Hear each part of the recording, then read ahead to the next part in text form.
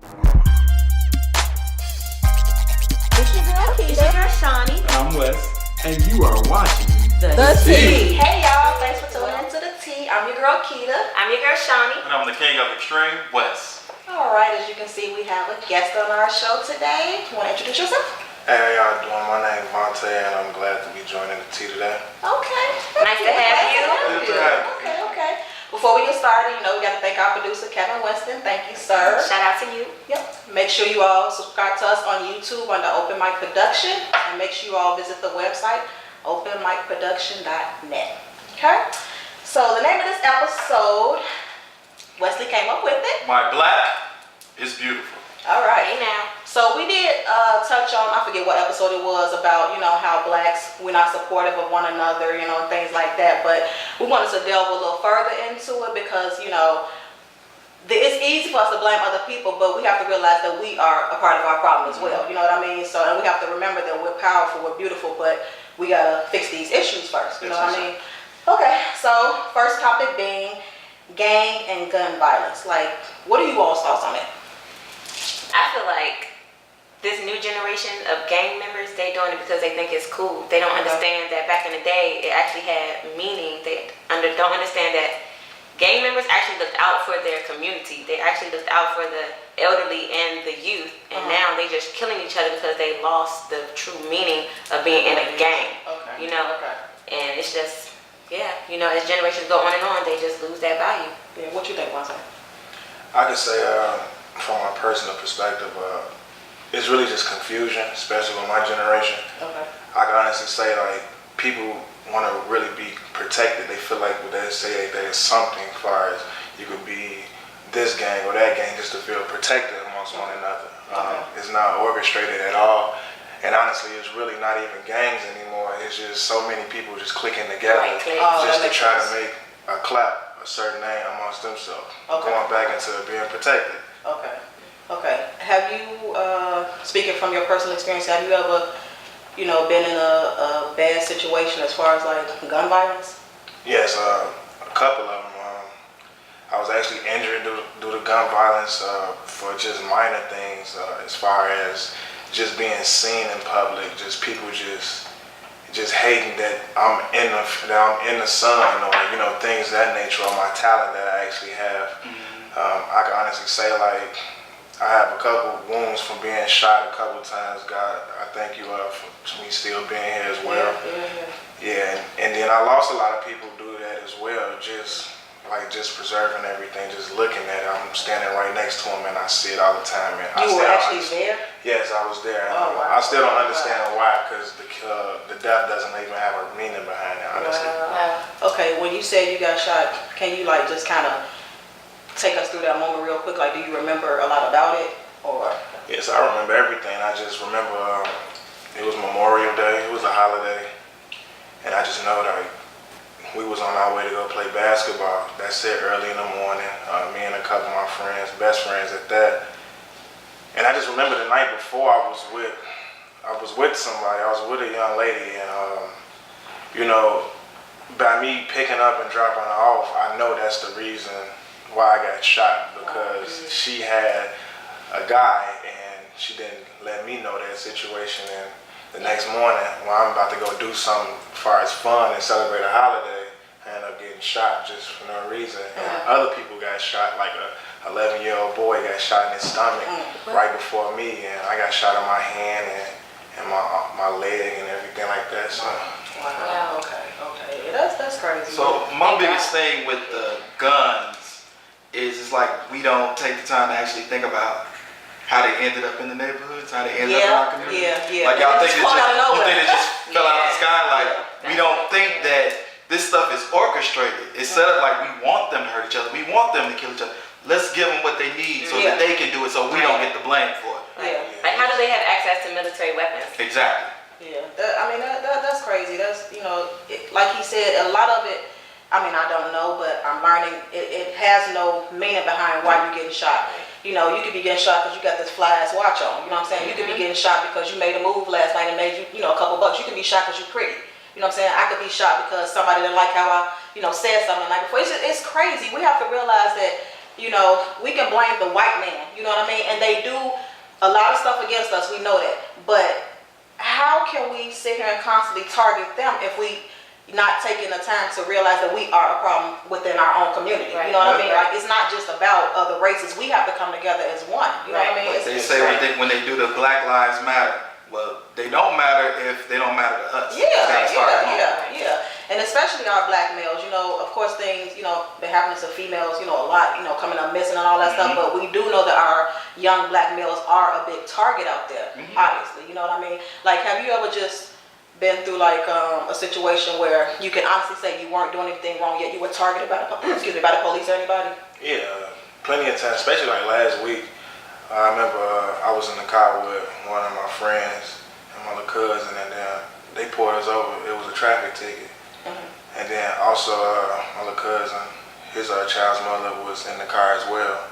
Why all the guys gotta get out the car if it's a traffic ticket, Right. Why do we have to get out the car? And now they trying to plant stuff on us and everything like that. But if it's just a traffic ticket, give them the ticket. Right. That happened to me recently too. I was driving with my friend Kevin, and we failed to signal. Okay. Why are we standing outside at this point on the side of the road, getting our trunk checked, our backseat checked, glove compartment checked? Really? Yeah, and it's where I live. Well, you know what? It doesn't matter where you live because I'm in the suburbs. I was in the city. It happened in the city. It happened in the suburbs. It doesn't matter. You will be targeted. So because in y'all of color. situations, were the officers black or white? They were all white. My situation, it was black. You know what? And that's another thing. The black ones always like overdo it. Like I'm sure. Like which one was that? The wood. What make it even worse is that they was in training. Two of them was in training. And then one of the officers was they training, you know what I'm saying? So that's what made it even worse. City of Chicago. We was right in front of Harlem. Oh, wow. Can you honestly say, like, how old are you? 26. Okay, can you honestly say, the life you've lived is a life that you can be proud of? Can you say that you put yourself in some situations? Can you say that? Yeah, I can honestly say that even in from my teenage years, but it's like depending on where you grew up at. Like if you grew up where we are from, as far as like in the Chicagoland area, once you're in, and it's like pretty hard to get out. Even if you move, it's hard to get out. If you come to visit years later, you're still in the same society that they built for you just to fail. So do you think it's honest? You can honestly say there's no way you can ever get out, but more so you can kind of contribute and help and teach. Like, is there a way to get out? I feel like it's a way to get out, but a lot of people don't suck it in. They don't suck it in, and they don't want to get out, or they just so used to it being adaptive. So they don't. They see that their parents never made it out, so how can they ever make it out? So being in gangs, this is the way of them. This is the way of life. This is what they know. Dying by the gun, that's what they know. Yeah, that's what yeah. Thank you, Keith. Yeah. No, you good. I got you. So die by the gun. I was trying. All right, so look here. Topic number 2. Why isn't there unity amongst our people? Like, we all know that Georgia, Atlanta specifically, you go there, you get like, if I'm an aspiring singer, for whatever reason here we haters. don't know these singers out.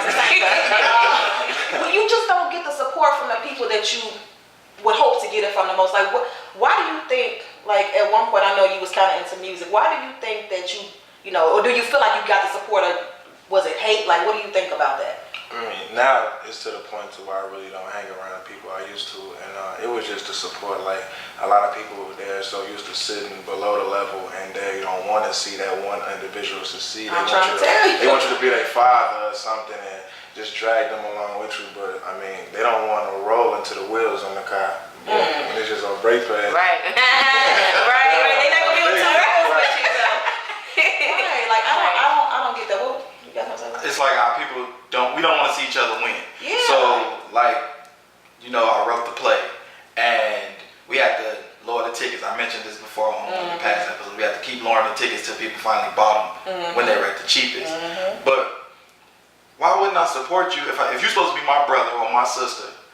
It should take nothing for me to just say, okay, well, let me sow this into you, because I don't know what you're gonna become. And in my mind, it should be, well, maybe one day when he gets to, or when she gets to where they going, they might look out for me because they might remember that support. They might remember that I'm trying to do something. Let me reach back and try to get you. You never know. That's why I say be careful with humble beginnings. You never know where somebody is going. You gotta be careful how you treat people during their humble Because beginnings. when they take off, don't come hitting that line. And that's usually what happens. That's usually what you get after you go up and everybody's, hey bro, what's going on? Bro, Can you gas me in there? Right. You big bro at that time.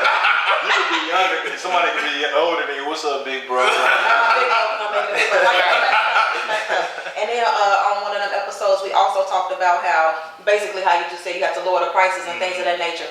You know, we don't have no problem going to buy the high-end products when it comes to supporting your sister who's selling the $10 shea butters. Oh, let me get it for $5. Like, but why? You know what I'm saying? Like, what your shirt say? It's a string and stitch. It's basically boycotting Gucci. Is a black-owned company. Yeah. That's in Chicago, so you know Gucci had that whole thing. Right. A little issue. Yeah. So I was just supporting they business and everything, just to actually just take them out the game. And that's what I'm saying. saying. It still might not work as much because there's still not a lot of support behind it. But you doing your It's part. a start. Yeah, that's what I'm saying. Like, how much do Gucci cost? You know what I mean? But then we'll go to the Asian neighborhoods, and we'll go to all the other neighborhoods and pay the money, no problem. But then you come to your own neighborhood and you want a discount. How do you expect your people to make it? Like, how am I gonna make it if I'm discounting everything I got? We have a real crabs in the barrel mentality. You know, when they're in the barrel, they always pulling each other down. Yeah. They don't think they're animals. So it's like instead of we can link together and get up out of here together, they pull each other down. They just constantly jumping on top of each other. And the black community has that mindset of crabs in the barrel. And it can't be just 2 or 3 of us that say, well, let's get together. It's got to be all of us. Yeah. We can't leave nobody behind. Because you always said it's enough room at the top for everybody. Right. We don't know that though, because we ain't been up there, so we don't know that it's room up there, it's seats up there, but we don't know that because we can't get up there together. And then the ones who get up there, they don't reach back for nobody. Exactly. It starts in the household though.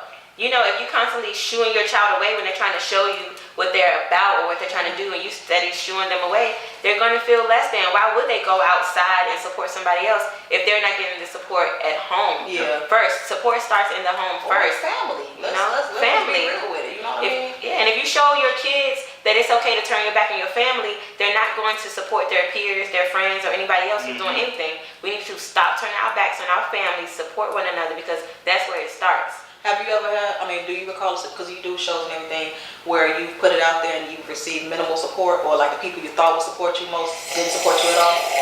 Excuse me. Yes. All the time. You know, I've done plenty of shows where I'm on stage by myself and I'm looking out in the audience and I don't see anybody. You know, not one familiar face, and at first it would get to me, but after a while it's like, Shawnee, who are you doing it for? You know? That's a good point. Who are you doing it for? I'm doing, you know. That's a good point. You doing it? Girl, She trying to acknowledge Okay. What about you, Vontae? Have you ever, had something going on where you didn't receive support from people that you would want the most, or have you ever been in a situation where you really saw who your true friends was? Yes, I used to be a lyrical artist, minorly doing little shows and things like that. The only support I had was the person I was actually doing it with, and probably like 2 other friends. Same situation with Shawnee, like I had shows and I probably see like 1 person I know in that show, but it's probably like 50 other people there. So now I'm like, I don't even want to do it no more because I want my people to see that I got the power to do this, and they not here to support me. It's always something else, but if I'm giving away something for free, they right at the front. Always. Like, has any of you all ever been in a situation where you was doing great and then you kind of lost some stuff, and along with losing stuff, you lost some people that was there with you when you was doing great? Lost? Man, like where you at? Right. When I went to Chicago State, I swear, but when I got to Chicago State, knew everybody. By the time I left, I could count on one hand how many true friends I had. You know, because the higher you go, you have to drop some things. Oh, Shawnee not the turn-up girl anymore. Lost all of those friends. Oh, Shawnee don't want to smoke no more. Lost all of those friends. You know, it's like the higher you go, the more people you're going to lose, and you got to be okay with that. And have you ever noticed that it be the people closest to us that don't want to see you doing better? So let's say I'm out drinking and smoking and kicking it. You know what I'm saying? But, Keita decided, you know what? It's time for me to do something different. It's time for me to turn my life around. And when I start to turn my life around, them same people, either they don't want to mess with me no more because I'm not delving in that lifestyle no more, or they're not supporting. They're trying to get me to continue to doing the things I'm trying to pull away from. Like, is it just me or? She trying to preach. No, it's not just you. Okay. And sometimes people, they still won't see it, and you start to think that you're crazy. Like, they'll still call and say, come out to the club. When is the last time I've been to the club? Don't try to see what I'm trying to do. Right. Invite me to a seminar something, you know? Like, some people just won't get it, and that's all right. That's why we surround ourselves with people who get where we're trying to go. But sometimes, I'm gonna be honest, I find myself when I'm trying to change and those people come back around like, come out, do this, do that. Okay, I'll go. Okay. And then it's like, damn, I set myself back when I said I was going to do this. I should have went with my first mind because you didn't invite me out and you ain't even show up. And now I'm out partying, drinking, acting crazy, and doing all kind of stuff, and you ain't nowhere to be found. Right. I mean, my circle has gotten, and I'm okay with it, but my circle has gotten so small, it's like, I literally can count on one hand how many people I mess with. You be talking to yourself. Man, I get myself advice, like for real. I do have a question for our guest. You say you're 26. That's a whole generation right there within itself. Yeah. What advice can you give up and coming artists who feel like they don't have the support, and they feel like they want to quit? Because some people do it because they want to make other people proud. Yeah. What advice can you give them to just do it for themselves, basically, or how to make it through that? I mean, the only advice I can give is I gave up on it a lot because I just felt like I need somebody to see me and I need help. So when you're an artist and things of that nature, you really need a team. Like, it's hard to have even your community, people you don't know, neighbors and things like that. If you're selling flash drives at the gas station or get one for free and you're still not getting that support, I just say, just find a new route, make people see you in another way. Just get a whole new circle if you can, or mess with people you never thought you would mess with before as far as that support. Because I've noticed, like, the people that I really ain't know, I had the most support from, like, in life with everything. But my 10-year people, 12 years people, where they at, where they at? I'm trying to tell you, that's how it is. You preaching right now, you see that, right? Drinking over there. Ultimately, I think if that's what you really want to do, though, you need to get back on it because if that's your dream, it don't matter who don't show up. Like, we just gotta have that mindset. It's just like that one person, we always say it. Who don't show up because, one person. I'll take it one person to see you, then you good to go. But you gotta know that those 12-year ago friends, they coming back. Hey, how you doing? Yeah, see it. Right. No, none of that. But yeah, I mean, like, that's a good point. Like, sometimes we get, down and out, down in the dumps, discouraged, but like you said, those people that you never thought you would find yourself hanging around be the main ones that you need to be around. You know what I mean? So just keep a different circle, try different people, try different things. Like you was, telling Jasmine and Team Talk. If one way don't work for you, find another way. Right, you can't use old tactics and things. Because you know what, when you give up, you give other people that power. Like, I knew that nigga wasn't gonna make it, you know what I mean?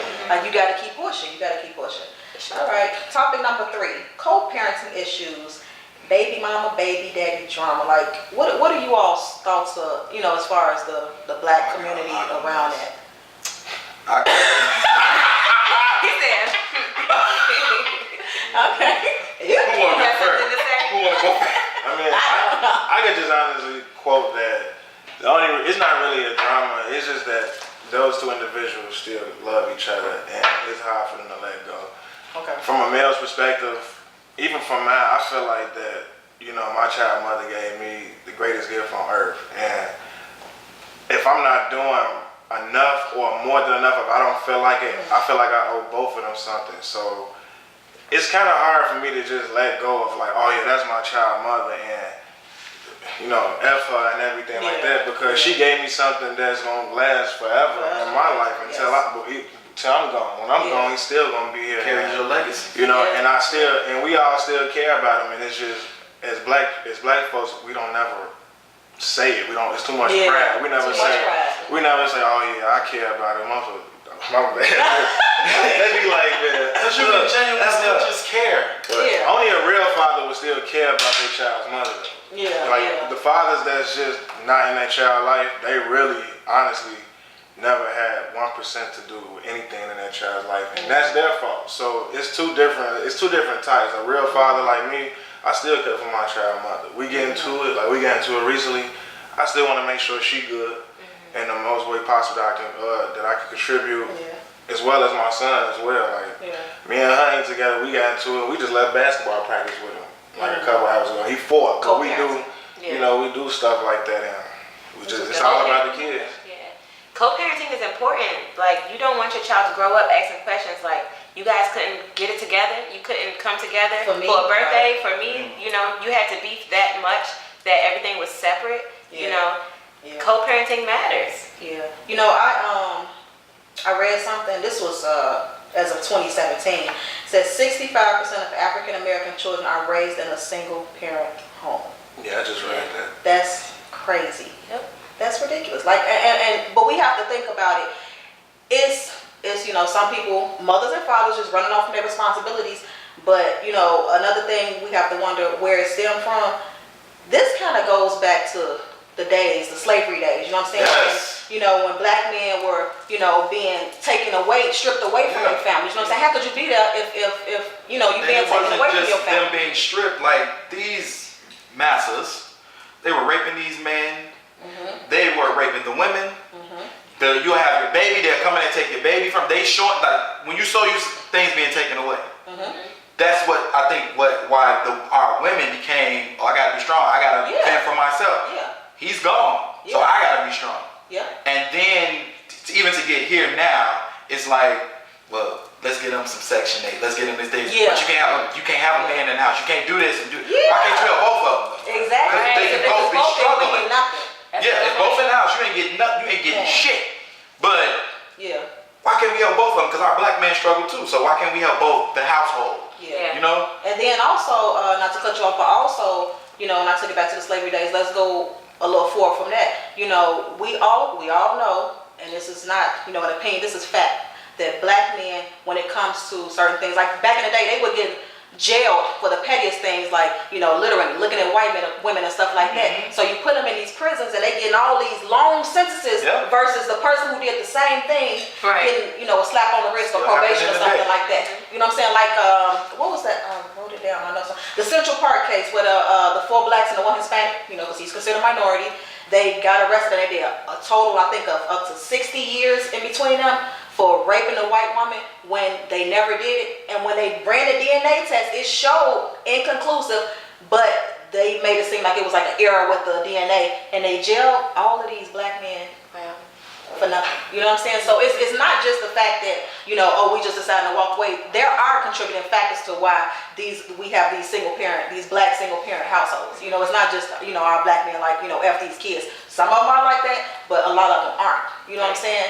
And we get all this prison time for stuff that if the white man do it or if, you know, somebody else, they not getting I it. said that when we did the play. I said the black family is under attack. There used to be a time where, you know, it wasn't just your family, but you look across the street and that family was helping with it was a village that helped raise the child.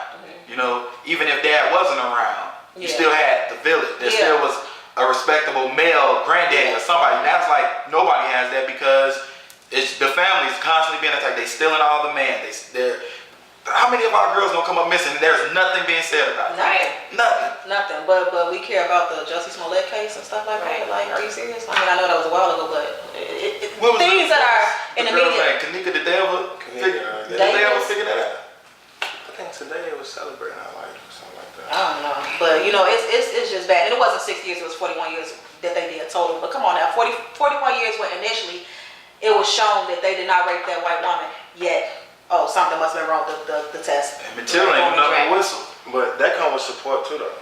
What you mean? Because like you got women, they got certain friends Okay. that they friends might not even, for example, might not even have kids, but they want to just keep that friend. In So now that friend is like she confused to like, okay, keep the child's father away. Yeah, you got somebody always in their ear. Listen, You know what I'm saying? Girl, don't let him see that They're not baby. supporting the fact that they want their child's father in their life. Right. And that's why, you know, I'm always, you know, for the men, that's why I encourage men, if you got a child out there and the mother's being petty or whatever, do what you got to do to see your kid. You know what I'm saying? At the end of the day, at the end of the day, you hurt the kid.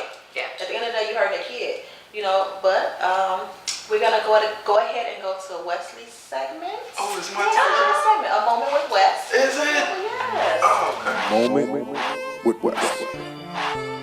So today, y'all know when we do a moment with Wes, it's just trying to inspire, trying to uplift. So all I want to say, and this is going with everything we talk about, is that we have to stick together. Yes. If you see somebody with a dream, and you might not be able to invest in that dream, but I can share your information on social media.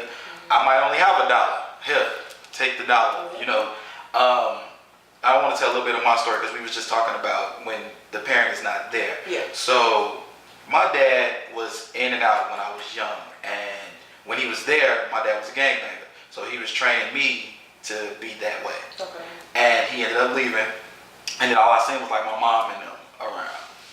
And so it kind of softened me up, and I ended up getting taken away from my mom and had to go and stay with my grandmother, my dad's mom. And I had such an amazing family of men on my dad's side. His brothers all stepped in. Okay. And seeing how my dad's family was, everybody just always stuck together. Okay.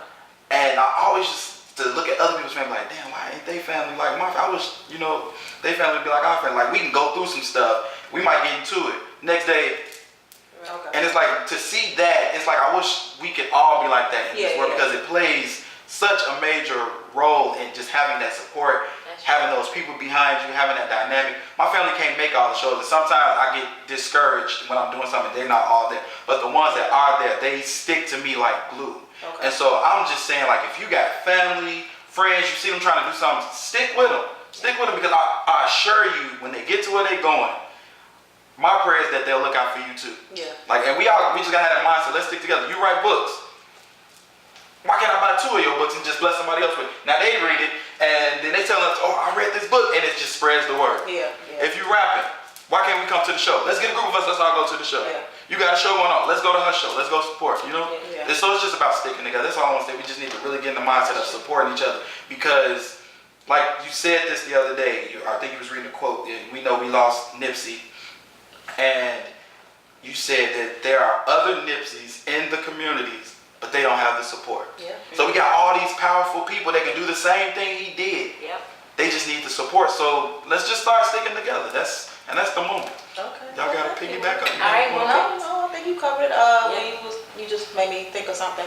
We was talking about your father. Did you grow up in a fatherless household? Yes, I Do did. you think that contributed to anything as far as your outlook on games and why you did what you did, or for some part? No, not really, because as a human being, I have my own state of mind, and Okay. it's all about as much freedom as I had. As far as like a lot of black women got to work a lot, and they don't have the support to have that one person or a couple people that they trust to watch their children. So I had a lot of freedom growing up. Me having a father don't have anything to do with it, because I never knew him.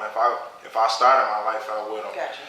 then I can say that takes a big part of my life, but it really doesn't, because I had other male role models. Okay. I had other real male role models, but it wouldn't really it's not taking effect, and it hasn't before. It's really just. So you just kind of took your own path. Yes. Okay. Said a lot of free time. So I think we mentioned that before. Get involved in things. You know what I'm saying? Idle mind is the devil's playground. Most definitely. Okay. Yeah. Let's go ahead and do our quotes. Who wants to kick off the quotes? Where's my phone? These guys always have to go on the phone. Right. I don't memorize anything unless I'm on stage, but I can go first. Okay, go ahead. No legacy is so rich as honesty, and that's William Man, Shakespeare. just be honest. William. Be honest. He writes like I do. Well, he used to. He's dead. Okay. So I just feel like that means, like, if you want a good legacy, be true to who you are. Be honest. Just be honest about who you are and your intentions with everything. Yes. Man. And you That's can it, leave a that's powerful That's it. legacy. That's it. Nip did it. He was honest. Yeah. And look at his legacy. Yes. Yep. And a lot of people didn't even know he I ain't heard one existed scandal until. about him. But don't celebrate your honest people when they're gone. Exactly. Celebrate your honest people now, because it's not easy living an honest life every day. Like, So I like that way. Be as smart as you can, but remember that it is always better to be wise than to be smart. Yes. You That's almost the same thing as being rich and wealthy. There is a difference. Yes. To be rich, you got all this money, but to be wealthy, you've invested. Yes. Somebody told me Invest in rich yourself. people lose their money fast. I could believe it. Like all these people that be winning the lottery, Right. You don't know what they got nothing to show for it. I like that. That's what you want to do. You guys are doing so good. You know, we're doing good. Because this was supposed to be a black is beautiful topic. I had to be good on this show, so I've held it in longer. Anxiety over here. Black unity stuff. Okay. But mine is from Jimi Hendrix, I'm sorry. When the power of love overcomes the love of power, the world will know peace. We so greedy. We want that power so bad, we forget that what comes before that. The love of your people, the love of yourself. We want all this stuff, but that's where we fail. So love supersedes power. And once we understand that, then it'll go from there. We'll elevate. That's Okay, Keita. You know what? Nazi. Whatever. Okay. We want to thank our executive producer, Just King. Thank you, sir. Wonderful beats by Twiz the Wiz. Thank you very much. We want to thank Vontae for coming on and sharing. Thank you, Vontae. I hope that you all were listening and that you took something from it. Like I said, anytime we have people on the show, more often than not, we're hoping that they can relate to the topics at hand, which obviously he did. So thank you for that. Don't forget, we are on Instagram, The T Podcast. We are on Facebook, The T. Don't forget, we have the website, openmicproduction.net. And of course, we are on YouTube, which you guys should be subscribing under Open Mic Production. Yes. So remember, your black is beautiful. I am Keita. I am Shawnee. And I am the king of extreme West. And I'm Vontae, our special guest.